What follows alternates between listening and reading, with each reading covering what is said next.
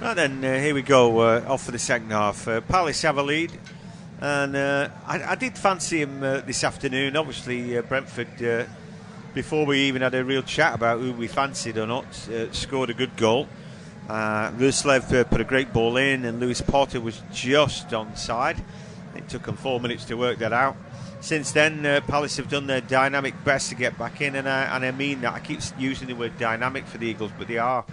You know, we saw Olise steal round the back to get a tap in, really. And again, just more grist to the mill for those who think that Godos is not a good defender. But he's not a defender, and I think even he would say that here. Olise driving forward into the box, it goes as a shot that's blocked away. He nearly got around there, but Nathan Collins was the man who just able to get that last block in, ball into the box, and Mateta falling over is able to keep that ball alive. I think if Palace get a third goal here straight after the break, then this game could be dead and buried, but we'll wait and see. We'll see what Paul thinks in a second. There's Klein now in the overlap, puts the ball into the box, bounces through the box. Now that's not a bad ball. It's either that or it's poor defending. It might be a bit of both, but anyway, another cross comes in, heads go up. I think that was Zanka heading away near post. Ball breaks back. Here come Palace again. Tarek Mitchell on the run round. He's forced to go backwards, and now with Anderson. But they started this second half off sharply. Now Klein, little ball to Olise, finds Eze. Olise again, looking for that sweeping ball round the back. It's a great ball. Now Ayew, a shot comes in, but Pinnock blocks it away. Ayew never got hold of that, but that was great play from Palace. And they've decided to come out and win this game. You know, they've been great after the break. They have 2 minutes of constant attacking pressure here from Palace. I'm not sure that Jordan Ayew was forced to hit that first time. He probably could have taken a touch and really sort of set himself for the shot. Went at it first time, stabbed at it, never really got the power or the direction, but now it's going to be an in-swinging corner from Ebery Eze. So Eze puts the ball in, nodded down at the far post. I thought that might just loop an in, but in the end, Flecken gratefully watches that one go past his post, and he remains Palace 2, Brentford 1, but the Eagles soaring high at the minute and looking good to grab a third, and Brentford haven't come out for the half just yet. Some nice play by Olise in the box, and eventually his shot was blocked by Collins, who just did well enough to hang on in there, but again, they're very close to making a breakthrough. They were, as I say, Norgard doing his best to just sort of put Olise off without fully fouling him, if you like. Had a bit of a hold of his arm there as well, just to try and stop him getting his shots away. But that's something that Brentford have to be very careful of. Palace have got a lead here already, and if Brentford give Palace too much space and they score a third, as John mentioned, it's going to be very hard for Brentford to find a way back then. Yeah, bees need to score, don't they? Score next, and then, we'd seen that Palace can be pushed back. We saw that in the first half. Brentford, were probably the second best team the first half, but not by much, and they certainly had their spells. Anyway, Godos now got to go back to Collins, who then plays down the line. Lewis Potter just showing a little bit too much of that ball, and then it's steered forward, but it's not a good ball, and that's easy for Henderson to pick up. I think the rain absolutely siling down at Selhurst Park. I don't suppose the players will mind that, but it's when the wind gets up as well. That makes life difficult for the keepers, as Henderson then just inside his own goal forced to boot that ball away. Yannick wins the next header, but then Klein, percentage ball up in the air for Mateta. He won a good header there. Thought Olise might have gone for that, but the ball breaks to him, and then he finds a good ball to Eze out right hand side. He puts an early ball in. Keeper comes out and punches it. Probably the right thing to do with the conditions. And again, it's Palace who win the next ball. They seem to have more plays at the minute. That one's scooped in by Eze, and he breaks back to him. Thinks about the strike. Pocket pick there, but then the ball won by Lerma. High up the field, and the Bees can't break out of this, like a stranglehold on them. As again, just at the edge of the area, Olise takes the ball in quickly, but this time Visser picks it up, and at least Brentford can relieve this bit of pressure. Just for you say that. Just as you say that, Zanka Jorgens has been charged down here by Ayew right at the edge of the area, and he chases that one down to the line, keeps it in play. Palace keep the attack going. They do. He's gone on a blind dally, and then the ball eventually went out of Jensen's toe end, I feel. 5 minutes gone, but it's been all Palace this second half. Been impressive, really. Talking about impressive, Wolves recent form been pretty good, and it looks like they might have scored again, although you always have to wait, don't you? We'll just wait for the confirmation there, but it looks as though there has been a second goal for Wolves. Villa leading 2-1 against Burnley, Man City 1-up against Sheffield United. Wolves are at least 1-0 up against Everton, potentially 2, and Palace certainly pushing for a third here. Yeah, the ball rolls out off the toe end of Ruslev, and that will be a corner kick for the Glaziers, if you want to call them that. That's one of the nicknames that tend to have gone by the wayside. But anyhow, here an opportunity for the home team. Can they get the delivery right? Going to be right-footed in swinger from the left-hand side. The ball comes in. It's nodded away at the near post. Good defensive header. The referee spotted a little shove. Rob Jones, and that's a free kick. Yeah, confirming that there is a second goal for Wolves. They're now 2-up against Everton, and it's Mateus Cunha who's been in excellent form this season, assisted by Hwang Hee-chan, who's also been in great form. Yeah, he got a new deal, didn't he, Hwang Hee-chan, recently, a long extended deal. Cunha's not really an out-and-out goal scorer, but he's a good player, and clearly got his shooting boots on today. Anyway, in our game, it's Palace 2, Brentford 1, 52 minutes on the clock. And the ball now back at the feet of Flecken, but the Bees struggling to get out of their own half. And they won't really do that again either now, as the ball breaks kindly for Klein. Then Olise just runs into a challenge, but he comes away with the ball. Klein then a little mazy dribble just to keep hold of the ball. He goes back to Anderson under pressure. I think that Keane Lewis Potter's done well on precious little ball. But I just wonder if somebody could do a little bit better. I wouldn't know what changes to make for Brentford at the minute. But I think that, for me, Damsgaard is a fine player, and he's got more about him as Visser breaks forward. Here may be a chance now for Keane Lewis Potter. Nearly breaks through there. And then a shot comes in, but, in the end, going down in instalments is Henderson. An easy shot from Norgard. But it looked like it was on target. It was on target. Lewis Potter just couldn't quite break through. Janelt was waiting just in front of him, and Norgard appears just behind him, and he goes for that sort of bottom corner, but he never really gets the power behind it. I mean, you mentioned a change for Brentford. I mean, there are so many young players on that bench. There aren't many attacking options, really, but Neal Maupay potentially is someone who can come on. But again, although he can be a difficult player, he can be a bit of an annoying player to play against, he won't do anything unless he gets the ball either. No, exactly that. So would he do any more than Keane Lewis Potter? I'm not sure. You want that pace that Visser's got, I suppose. I quite like Maupay. I think Maupay... Considering you're club elite, I'm quite surprised you said that. But No, I do. I think he's a decent player. And, I'm glad to see him out of his purgatory at Everton, Yeah, I mean, he left Brentford and joined Brighton when things were just sort of developing at Brighton, got a few goals, and then sort of almost just sort of fell out of the team as there were better strikers coming through, didn't quite fit the style of play, and really couldn't get going at Everton at all. But he scored a couple of goals for Brentford just to get things started, and the Bees are pushing forward now again with Lewis Potter brought down, but I think it's more like he went down rather than being brought down. No foul, and Palace now can break. Yeah, with Eze, who cuts round one would-be challenger. He's asking way too much of himself there, and the referee, I think, quite right there, not giving a free kick. Is again, Brentford trying to win the ball. Palace winning a fair share, 50-50, particularly this second half, but the Bees have it back with Jorgensen. And then the ball steered forward, but this time it looked like a foul on Jensen, not given by the referee. And then now Mateta under pressure, just rolls it forward, the ball into the box, leaves a lot to be desired, and eventually it's caught up in the heels of Jensen, who is able to clear his lines. Yeah, for me, no brainer Damsgaard, and I may be at Maupay on as well. I'm not sure about this three at the back for Brentford today. I know it's off times the style that they want, but I'm not sure it's entirely working. Well, I think part of it is down to the fact that because they're missing so many defenders, they prefer to have a three at the back to let their left back and right back be more of a midfielder rather than a sort of out-and-out defender. That's partly the reason for it as well. But it's just that there's no link between defence and midfield there. Brentford were trying to play out from the back, but again, even before the ball reaches the halfway line, it's a giveaway, and Palace are going forward again. Yeah, so again, Olise, edge of the area, finds Eze, the two linking up well. And then a little turn, but and then the ball booted out there. Ayew little turn. I mean, he went down. I don't know what he's expecting. It wasn't a penalty, but then the weird thing was then the ball sort of been booted away. I didn't see. It was a poor clearance anyway. And now Brentford a chance to properly clear their lines, which they don't take. And again, there's some defending to do. As now Klein's on the ball. Nobody bothers to close him down. Then with Dan Anderson.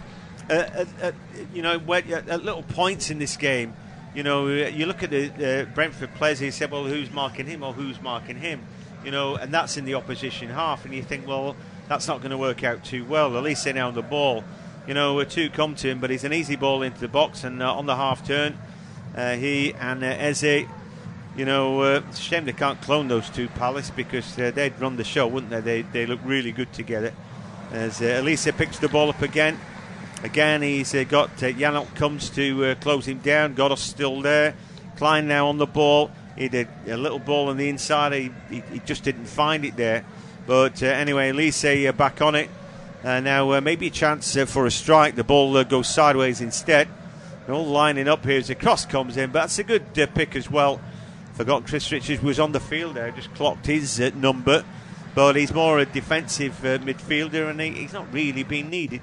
He's not been, but I think it's always a worry if you're a central midfielder by trade and you've not been spotted after nearly an hour of the game very often. That just shows that perhaps you need to be in the game a little bit more. Central midfielders have to sort of make sure the ball's finding them rather than a striker who perhaps needs that ball to be delivered to him, as Palace very nearly on the counter there. Eze's control almost deflected into the path of Olise.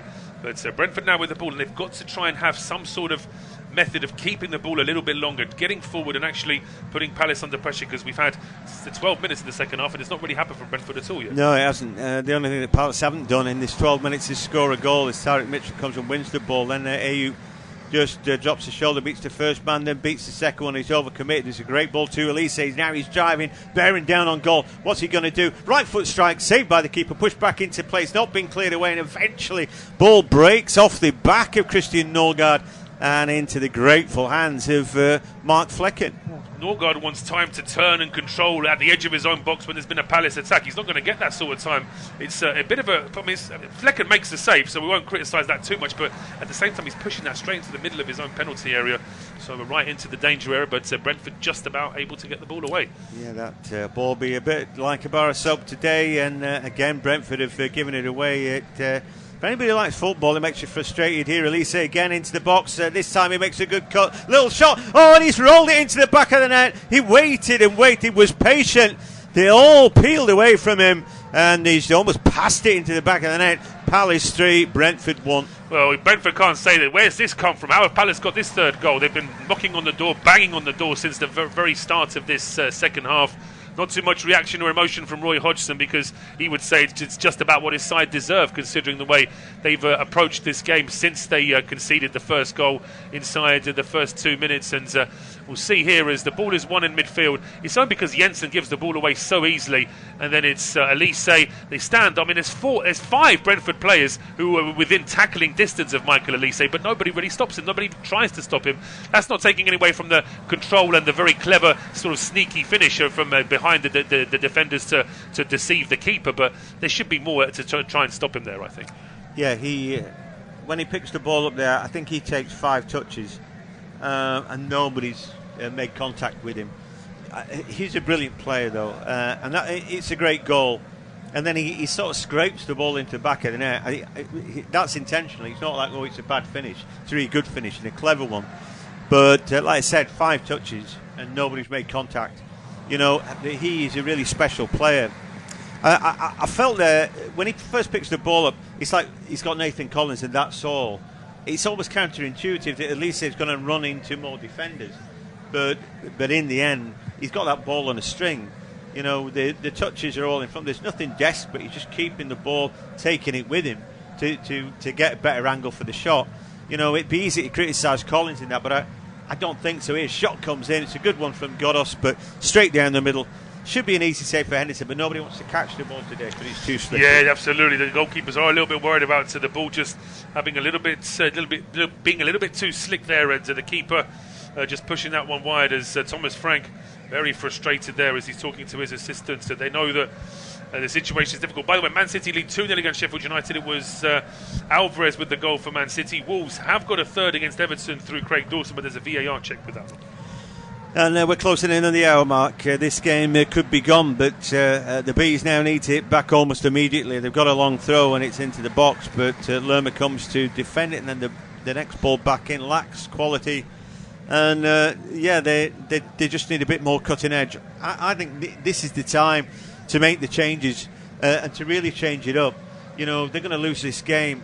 I'd like to see Maupay on. I'd like to see Damsgaard on. I'd like to see them lose a defender. They might as well go for it now. I agree. I think that if Brentford were to lose this game 4 or 5-1, but actually made an effort to try and go for it, rather than you just sort of killed the last half hour and never really went for it at all, then it's not really the thing to do. I mean, both teams, of course, have an FA Cup match as their next fixture. Palace playing at home to Everton, Brentford at home to Wolves. So you can give your players a rest then, but actually get players on now and try and go for it. And the worry, I think, from Brentford's point of view is that it's the midfield. I've made this point a couple of times today. The midfield just seems to be lacking. And actually, looking at the three people in midfield for Brentford, Janelt, Jensen and Norgard, they'd be starting every game for Brentford anyway. So it's just the fact that the three of them haven't really been able to defend, to shield the defence as much as they'd like to, and they haven't been able to get involved in attack at all. And Frank Onyeka, I would always say, is more of a defensive midfielder either. He's getting ready to come on, but behind him we did see Neal Maupay as well. Yeah, I mean, I quite like Onyeka as well. I think he's a good player, and but Damsgaard would be the one for me. He's just got a bit more attack about him. He's got quality on the ball. Well, I would say that a sort of a more physical, perhaps not the quickest sort of Palace. Well, they have got some quick players in the team, Palace, but a tricky player like Damsgaard who can try and spray the ball around a little bit. It's not a bad idea to get him on the field. But for whatever reason, he's just never really Brentford's first choice. But here's Lewis Potter, gets the ball at the edge of the area, and although he stopped inside the box, he's saying that he was grabbed by the throat there, but the referee's not interested. Yeah, the referee's never going to make that kind of intervention there. And here is a man who, I won't say, but what I would say is that for a start, he's worried that he don't want to give a penalty there because does it start outside the box? I think it's a definite foul there from Guehi on the run round there. It's like a WWF or whatever it is. It's like a clothesline. It is a clothesline, yeah. It is a clothesline, but I'm also with you that the first touch of the first part of that clothesline is outside the box. So the ref's not going to give it. He don't want to be embarrassed by that. And his thought is that just let VAR sort that out as Jensen goes off. The problem with that thought is that VAR is not going to look at that. If VAR takes a look at it's outside the area, they're not interested. And also they're looking for a big error from him. They'll just look at that and go, okay, we'll leave it. We'll back the referee. And the referee's thought, I'll leave that to VAR. That's the problem with that kind of scenario. But he was never going to make a decision there. But it was definitely a free kick of one sort. It's either a free kick outside the box or a penalty, but it's definitely a free kick. But the referee bottled it there, in my opinion. Well, he has, but then I suppose he's worried about the fact whether it could be a penalty or not. He didn't want to give the free kick, and obviously VAR won't bring it back for a free kick. So it's one of those to say it's far from a perfect system, the video assistant referee. And you see, ideally there, he's got the courage of his convictions and gives a free kick outside the area. In which case, at that point, VAR will decide whether it's in or it's not. But he's just absolutely bottled it and just said there's nothing, left it. If it's a terrible decision, VAR will pick him up. You know what I mean? But that for me is not good enough. Anyway, get off my hobby horse for the minute. But that's one of the problems with VAR. I think the free kick just outside the area. Anyway, free kick now for Palace. It's quite a way out now, 35 yards, where they put an interesting ball in. There's no great angle there, and typically that ball's going to bounce, go straight out, and allow Brentford an opportunity. Yeah, well, when you're trying to play a sort of diagonal ball, but you're in the middle of the park, it's quite difficult to get that diagonal angle because everyone can see it coming a mile off, and there's no surprise. And it does mean that it's difficult for players to stay on side and still be able to attack that ball, and that proved to be the case. That's like the thing that you see, like the offside from the throw-in. And the narrow free kick that doesn't go. We watched that a million times, and you go, yeah, that's not right. The other one that I saw yesterday was a free kick on the left-hand side but somebody comes and takes it who's left-footed and piles it into the wall. And you go, well, it wasn't for you, it's a right foot. Of course, yeah, the angles are against you, and it was always famously Kolarov at Man City who was able to sort of whip it as much as to get it around the wall, but even he got it wrong a lot of the time because you're working against angles where everything's pretty much against the left footer there, isn't it? It is, but we see that time and time again. It's weird, isn't it? But nobody ever seems to learn. There's a lot of rain coming. I blame Roberto Carlos. He did it once or twice in his career. Now everybody thinks they can do it. He did it about once, didn't he? And he tried it about 80 times after that and couldn't do it again. Here into the box. Mateta, little flick. Clever that, really. Again, it's all Palace at the minute. As again, just in and around the edge of the area. Was there a foul? Not according to the referee. So Visser is able to get on the ball here. And they've got bodies forward. He's got Maupay left-hand side. He's peeled away. Found a good bit of space. That's a good effort from Maupay. Drives into the box now, trying to commit challenges.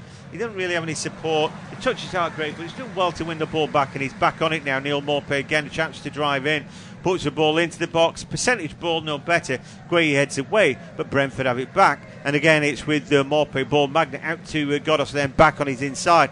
An opportunity then perhaps for Norgard to put the cross in. Back to Collins, who then has given it away. He did have a player out to wide right, but it didn't land with him. Onyeka yet really to get a kick, but he's moseying forward now, and there he is. Onyeka on the ball. He's got the little overlap, and he uses it, and then now the ball slanted in. Not a bad ball, it bounces in. Then Janelt's going for glory, and he ends up with egg on his face. Missed the ball completely there, and now the counter-attack is on, and you've got to be careful. Here's Olise, and he's looking for a hat-trick today, driving into the box. Again, so little backlift there, and I think he caught the goalkeeper out, but he just didn't get enough curl on the ball. No, it was never curling, that one, really, and he rightfully puts his hand up to apologise as well, Michael Olise, because there were options for him to try and stop and thread it through to Mateta, and in actual fact, Ayew is on the left-hand side of the box, completely unmarked. Nobody is anywhere near him, and if Olise had just looked up, could have played it square to him, and that could have been game, set and match. Yeah, it sure could. So anyway, what do you think about the changes with Jensen and Roslev off? I mean, it's a lot more attack-minded, isn't it? Norgard now off as well. For Damsgaard. And, well, there you go. I mean, he's certainly played his hand. He's waited till there's just about a quarter left, but they were the changes, weren't they? They were. I mean, say Onyeka. I'm a little bit sort of confused by the Onyeka change because he's come on to replace Roslev. So does that mean that Brentford changed their formation, or is Onyeka going to play as a sort of emergency right wing back almost, which isn't really his best position? The fact that Damsgaard's replaced Norgard doesn't surprise me because there's got to be a little bit more invention for Brentford. And Maupay, of course, we've already seen his impact in trying to push further forward. But just as we say all that, Palace have been on the attack and they've just won themselves a corner. Yep, so a bit of defending to do first. The Bees need to score next, and they've put all their key cogs on our field now. Anyway, Palace grab a goal here, then I don't suppose it matters who's on the bench. Ronaldo and Messi maybe won't be able to turn it around, but anyhow, there's an opportunity here for the Eagles. Rob Jones just having a word there. Maupay looks overmatched to whoever he's marking at this point, but anyhow, we're still waiting. Eventually, the ball drilled in at the near post touch. Disappointing corner. Damsgaard, first touch. He is on the ball, controls it, hairs away, puts a great ball into Visser. That's what he does. As Visser is dragged out wide, and then he's trying to buy a free kick. Referee quite rightly not interested. It was such a poor dive then from Visser, who gets up and smiles. Brilliant play from Damsgaard just before that. That's what you need. That's what we mentioned that at the start of the second half. Brentford were missing that link between midfield and attack, a way to somehow get that ball out from slow, steady possession and actually get it further forward. And that's exactly what Damsgaard did there. Yeah, brilliant transition, but the play after it wasn't good enough. Great play by Olise, though, who he's already probably man of the match. Lerma trying to roll the ball into the box, couldn't quite manage it. Olise having to chase back now. We're with the number 24. And Damsgaard already seeing plenty of the ball. We're 3/4 of the way through this game, listening to independent off-tube studio commentary. It's Crystal Palace 3, Brentford 1. I'm John Hogan. It's going to be Paul Szczerbakowicz now to take us through to full time. Thank you very much, John. Yes, so we have got 21 minutes plus, I would say, 3 or 4 minutes of injury time as things stand, and Palace looking very comfortable, unless, of course, Brentford are able to get a second goal here.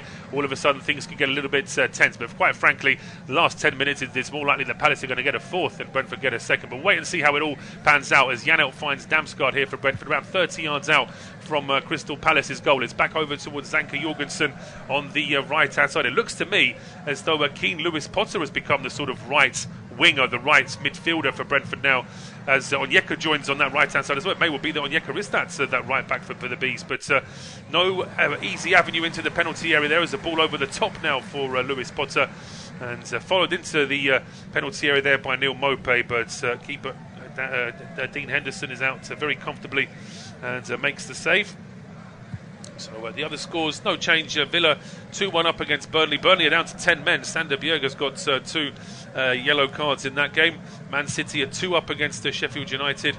And Wolves, we did get some shouts from our colleagues in the studio doing the Wolves game. We could hear that there was potentially a fourth goal, but I think that's opportunity's been and gone. So it's 3-0 Wolves leading against Everton in that game. And just to remind you, it's just under an hour away now from kickoff in their late game this evening. Nottingham Forest against Manchester United. United a little bit all over the place in terms of some of their defensive play, but they have actually looked all right going forward in terms of some of the scorelines they've had to recover recently. And Forest riding high after that excellent win away at Newcastle on Boxing Day. It's back here at Selhurst Park. It is Palace in possession now with Marc Guehi to find Eze at the edge of the area. That's a good challenge though from Onyeka to win the ball back, and a quick ball out towards Maupay, who's away down the right hand side, but he can't get away from Chris Richards, and in the end Maupay using Richards and Mitchell just to deflect the ball out for a throw, which he wants to take quickly himself. Leaves it in the end, gets it back here from Damsgaard. Now played towards Lewis Potter at the edge of the area, but that one is cleared by Guehi up towards the halfway line. Mateta was being held onto there by Ethan Pinnock. Pinnock is saying it's 6 of one, half a dozen of the other, because they were both holding each other. And there's some argument to that, but Mateta was clever enough to fall and make it look as though he was the one being fouled. Yeah, he's got good hold of his shirt, and he's pinning Pinnock to him. As soon as Pinnock bites back, it's like he's there for all to see. Clever free kick, I guess. Taken quickly, and that's Olise into the box, and he fires. Oh, it's a strike coming. It's stopped by Fleck, and a second effort deflects up in the air, and it loops over the bar in the end. But say that's what I said a moment ago about Palace being more likely to get their fourth than Brentford their second. Well, there's proof of that right there. Lovely link up between Olise and Mateta, and then a turn and shot from Eze down the middle. Fairness, Flecken does get his body in the way before Jefferson Lerma has a shot. Well, it was a clearance that deflected off Lerma and over the bar. Yeah, it's weird, isn't it? They haven't been great today, Palace. But when you get them close to goal like that, they, both Eze and Olise look like strikers, don't they? They're very good. Weirdly, Jordan Ayew's got the number 9, doesn't quite have this same finishing capacity as they do. And Mateta just drags centre-backs away, so it looks like Burnley have got back 10-man Burnley, and it's their South African forward Lyle Foster that's got the goal for Vincent Kompany's side. So potentially a continuation of a bit of a slump for Aston Villa now. Well, you never know, do you? I always think they look good, particularly at home. They've got that offside, you can't get round them, but apparently you can. Yeah, well, I say, but if they were, considering they were being spoken about 2 weeks ago as potential title challenges, and now dropping points against the 2 newly promoted teams over the Christmas period, that certainly won't do their credentials any good. Brentford were on the attack, and then they lose the ball at the edge of the box, and Zanka Jorgensen has given away a free kick, and he is so disappointed in Zanka that he's hit the deck almost in capitulation that the referee's given this decision against him. We'll see if Zanka has any reason to be upset. I mean, there's no foul there on Jordan Ayew, and Rob Jones, who my colleague has already mentioned isn't his favourite official, I think has just got another black mark on his name there, hasn't he? Well, Zanka literally is just a ref. I can't deal with this. I feel for him there. Somebody jumps out the way of you and makes that bent back thing and screams and shouts. Really, is that it? That just shows what a poor referee he is, though. And the weird thing is, he's let a lot of physicality go today, hasn't he? There's been 50-50s where on other days we'd expect referees to give free kicks, and he's actually said to the player, "Come on, get up, play on." But on that occasion, he just fell for it. Yeah, but when he sees it, he's been mugged there. He's properly been mugged, and it's play acting. It's as simple as that. But he clearly hasn't seen it. He's gone off the reaction there, the player who's down on the deck screaming and shouting. So he clearly hasn't seen it, because there's nothing to see.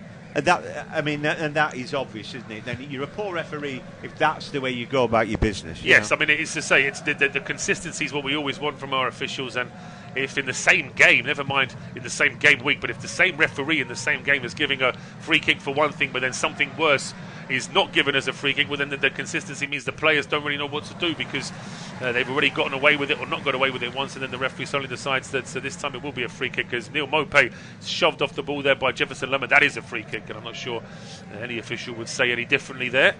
And Brentford have taken it quickly. Onyeka now over towards the right-hand side. Zanka pinging a ball towards the edge of the Palace penalty area. It's only partially cleared. Lewis Potter going for the second ball. It won't quite stay with him, but some more work here for Guehi to try and clear this, because he was being closed down on the halfway line. It's Zanka Jorgensen wins the ball back for Brentford. Neal now going back towards Nathan Collins. Short ball now to Godos, who's now switched over towards the left-hand side. Ball now played towards that's good play there from Damsgaard, and he finds Maupay at the edge, and there he goes for goal. He crashes it against the bar, and that is as close as Brentford have come to a second goal in this game. Maupay there, having got the ball from Damsgaard, the two substitutes in attack, linking up very well there.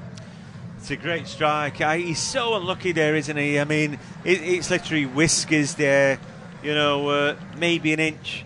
If that ball drops a little bit more, it goes in. But here come Brentford again. It's into the box. It's Janelt's ball in. And I'm not sure if the bounce has just perhaps done for Johan Wissa there, but he was inside the 6-yard box. I think he does get the final touch, but he can't quite get it on target. See from this replay here as Janelt looks up. It's too high, and it's just as the ball's bouncing, that's when Wissa's made contact, and he's ended up just bouncing it wide and high over the bar. But hopefully we'll get a little bit longer break in play now to see this strike from Neal Maupay just at the edge of the D, John, and he really puts his foot through it. He does, and that ball's dipping down. It's just not dipping down enough. You'd swear it was just going to go that little bit lower and under the crossbar. It comes pinging back off the woodwork. He's so unlucky there, and keeper's beaten by a mile.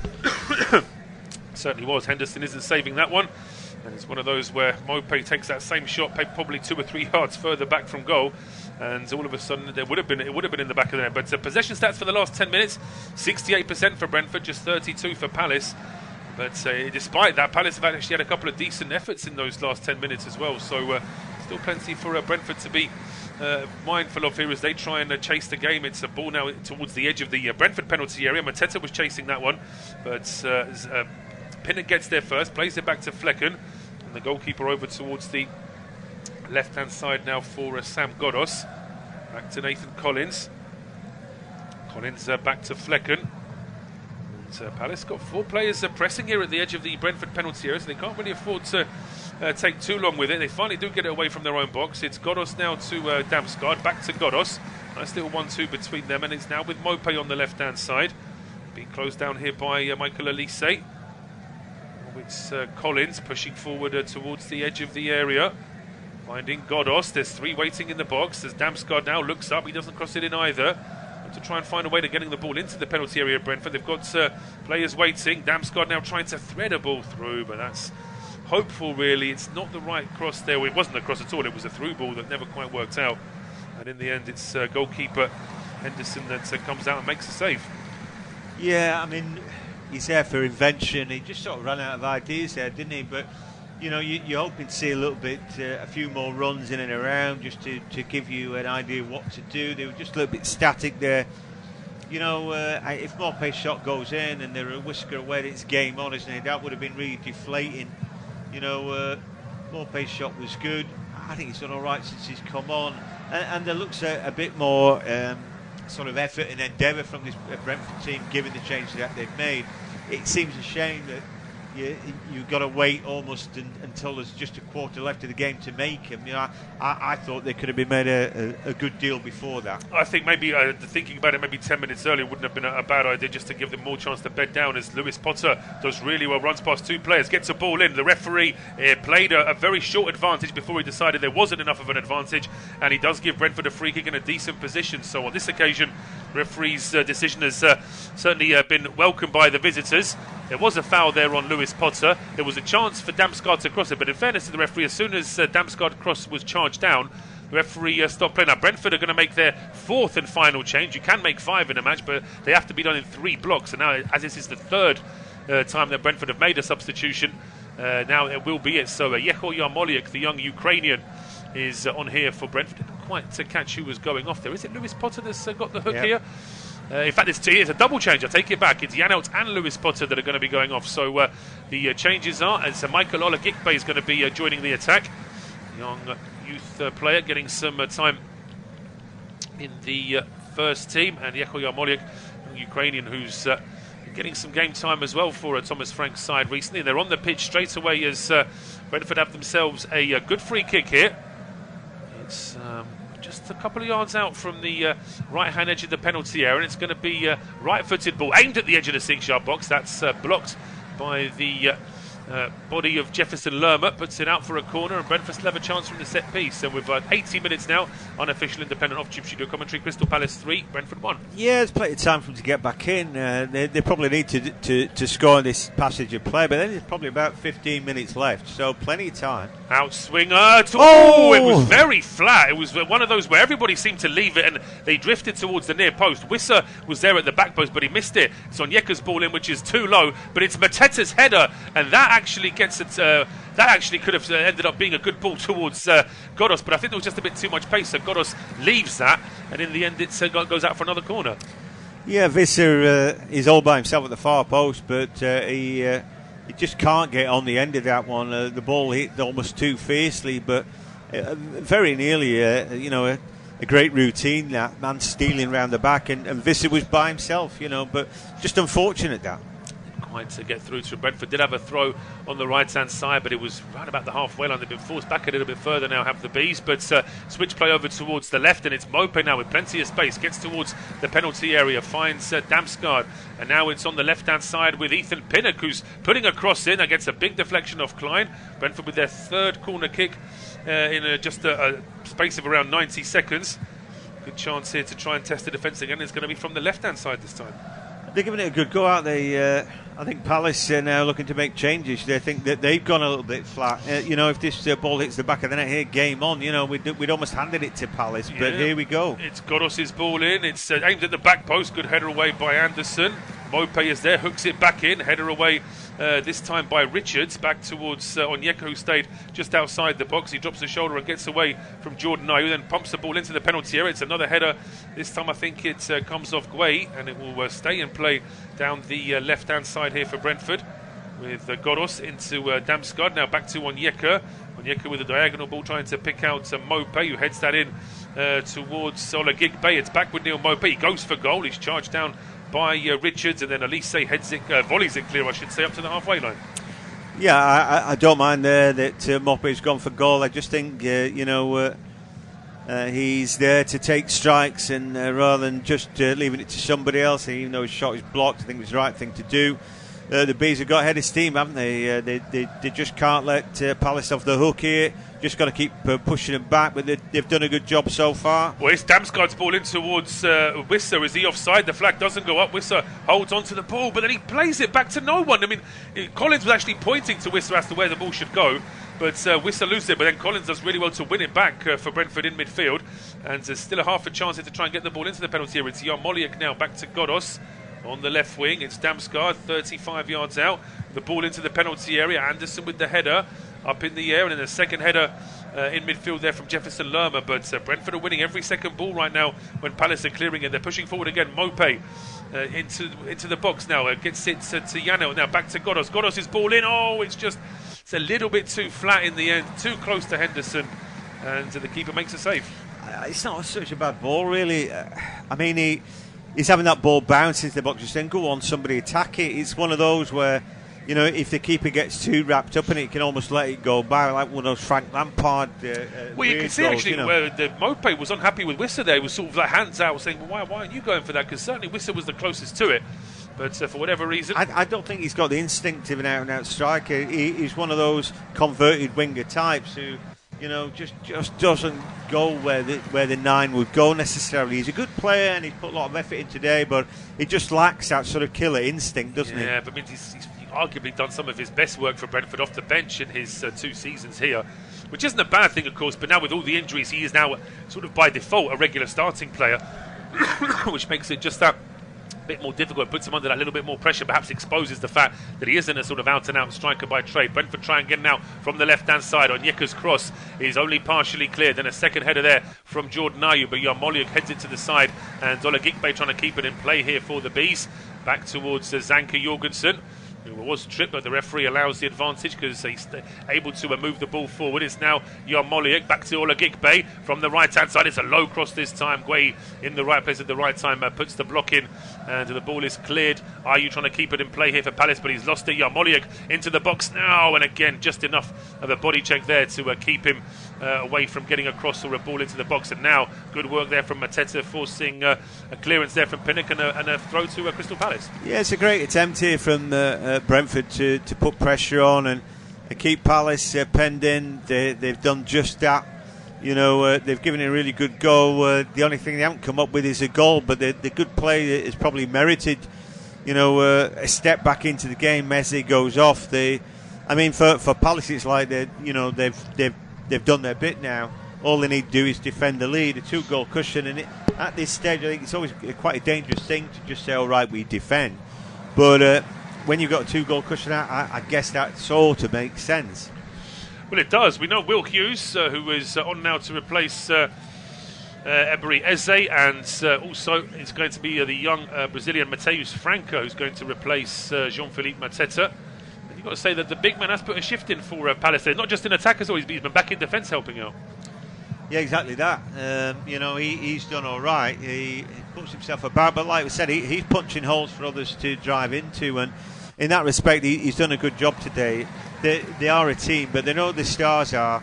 But those are the players you've got to mark, and I think when Brentford look back and look at the videos, if they do that, if there's time enough to do that, then they will see that really Olise and Eze were the players who were going to hurt them, and those are the players who they didn't pick up, a couple of times, and if you leave those guys unmarked, they are going to hurt you, and that's exactly how the game's gone today. Yes, it has. I think that everything that Palace have done was avoidable from Brentford's point of view. That's not to say that you take credit off Palace. They've done very well to recover after conceding an early goal. I think certainly there'll be a lot of frustration from Brentford that just weren't able to get that due diligence in on the players that really should have known who was going to cause them all the problems and make sure that those players were in particular well marshalled. We've got around 3 minutes before we hit injury time here at Selhurst Park. It is Brentford still seeing the lion's share of possession, but just a bit further away from goal now as Jorgensen plays that ball. I thought he might have got a deflection, but he doesn't. It's out for a throw to Palace down the left-hand side. I think probably fair to say that Olise would be our man of the match, and if it's not him, then Eze. I think so. I think that it's difficult to look past them, really. And so they've certainly had an excellent game and a big part in Palace's 3-1 lead. It is Jordan Ayew now down the left-hand side, heading towards the edge of the penalty area. Gets body checked by Yarmoliuk, but it's enough to give the free kick, says the referee. He's always going down there. He's happy to win a free kick, and he's happy to waste a bit more time. They go shoulder to shoulder, and when he loses control, then he decides he's going to go down. Villa have got a penalty, and if they are going to mount a title challenge this season, they're going to have to beat 10 men at home, aren't they? But anyway, we've seen penalties miss. I guess it'd be Watkins, but you never know. Or is it McGinn?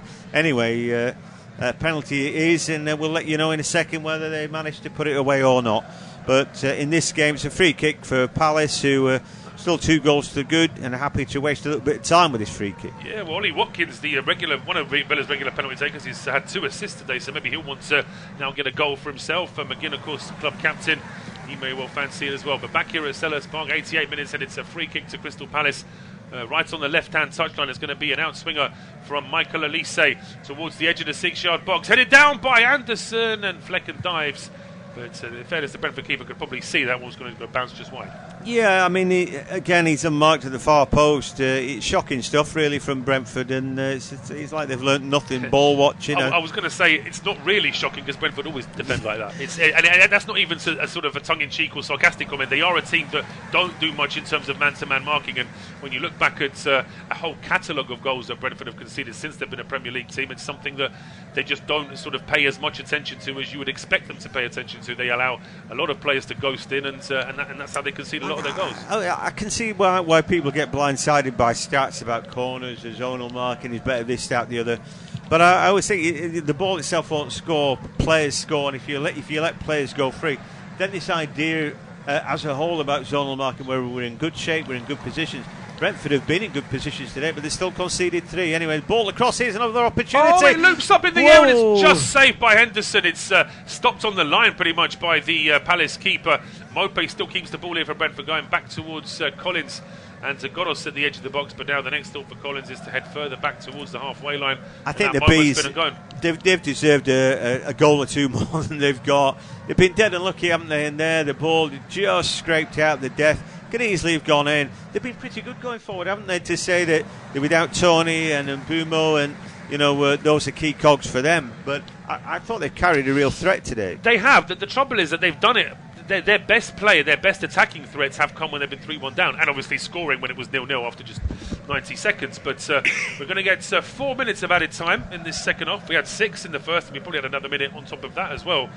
But just 4 in the second. We're just waiting for confirmation of that penalty kick. Getting word that it was Douglas Luiz that took the penalty kick, and Douglas Luiz has scored that penalty kick for Villa.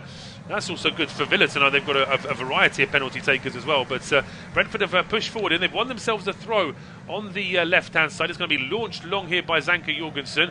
It's not long enough, though. It's cleared by Jefferson Lerma. A second ball then from Zanka headed towards goal. But that's catching practice for Henderson. Yeah, he drops on the ball and times the enemy as much as anything else now for Brentford. They've given it a right good go, haven't they? And in fairness to Thomas Frank, he's made those changes. He might have done it a bit sooner, but he certainly got a tune out of the players that have come on. They've given it a right good go. Look at Henderson clawing that ball out there, so close to being the back of the net, and we really would have had the game on and a really exciting last few minutes. The game as a whole has not been the stodgy Christmas pudding I thought we might get. It's been a little bit better than that. And I think that's down to how Palace are in their 4-3-3. They allow you to dominate midfield on them at times and push them back, but they're always happy to play counter-attack if that's going to be the case. They don't always need the ball. I think that's made for quite a good game, really, but maybe Brentford fans wouldn't necessarily agree with me. No, I think Brentford fans would obviously say something along those lines, but they would also point out that maybe Brentford just need to be that little bit more that more organised in defence. And now the referee walking Jordan Ayew off the pitch. I don't know why. The rule is very clear. It's supposed to go off the nearest touchline to where you are, but that rule seems to have been enforced for around 2 weeks this season before it's just been allowed to players wasting time with the substitution again. Yeah, I mean, that's it. Well, he's still on the field, by the way. I don't know. He's probably walking off one way. Oh, no, do I have to go off this way now? What? Shake everybody's hand, blah, blah, blah. But everybody does a little bit of that, and I'm sure Brentford do their own fair share. Schlupp comes on. He's a pretty good sub to bring on at this point, but it's just to wind down the clock that little bit further. Palace 2 minutes away from celebrating what would be a decent victory against, I think, a Brentford team who have come out and given it a go. That early goal was a real shock to the senses for Palace and their fans, but in the end, I think they've probably merited the victory that they're going to end up with. Yeah, I think so. I think Palace, for all of Brentford's recovery and effort in the second half, there were long spells where Brentford didn't have that sort of style of play, and they were poor. And Brentford have just lost the ball in their own half as well. Lerma's now taken it, giving it to Olise, who gets all the way to the 6-yard box, fires one across the 6-yard box. Big deflection and out for a corner. I think Olise going for his hat-trick there, but I sort of don't mind that. You could argue he's been a bit greedy, but the other avenues seem to be a bit closed off. When he drives the ball across off the toe end of Pinnock, he's done so well not just to put that in his own net, and somehow he's shinned it over from where he was. That's good defending. It is, so there won't be any late consolations for Brentford now, you wouldn't imagine, because we're into the last minute of injury time, and it's a corner kick to Crystal Palace. It's Michael Olise standing over this one now. Whips this in towards the edge of the 6-yard box. That's far too easy for Fleck, and he catches it, bowls it out quickly. Olagikpe trying to get started here for Brentford. Skips away from Olise, skips over the halfway line. He's been closed down by Nathaniel Klein, but Olagikpe keeps still going for now, and then he gets brought down. You can't do that. That's a cynical challenge. That should be a booking for Jefferson Lerma. Should be, ought to be. A terrible foul, that, isn't it? And just pushed him over. Great pace there by Olagikpe. Looked a proper sprinter there, doesn't he? He has, yes, absolutely. He's had a few games off the bench, Olagikpe, and I think that certainly Thomas Frank has been impressed with him. We'll see this free kick now from Damsgaard. It's too low. It's headed away and back into midfield. And suddenly there's a counter attack here if they can get the ball away. Franca's away. He's getting towards the edge of the penalty area. We're over the 4 minutes now, but Franca holds it up here, tees it up for, well, I thought he was teeing it up for Jefferson Lerma, but he plays it back towards Schlupp, who's on the left-hand side. Referee Rob Jones looks at his watch, and that will be it as far as this game is concerned. All over at Selhurst Park as Crystal Palace beat Brentford by 3-1 from myself, Paul Szczerbakowicz, and my colleague John Hogan. Thank you very much, and join us again soon.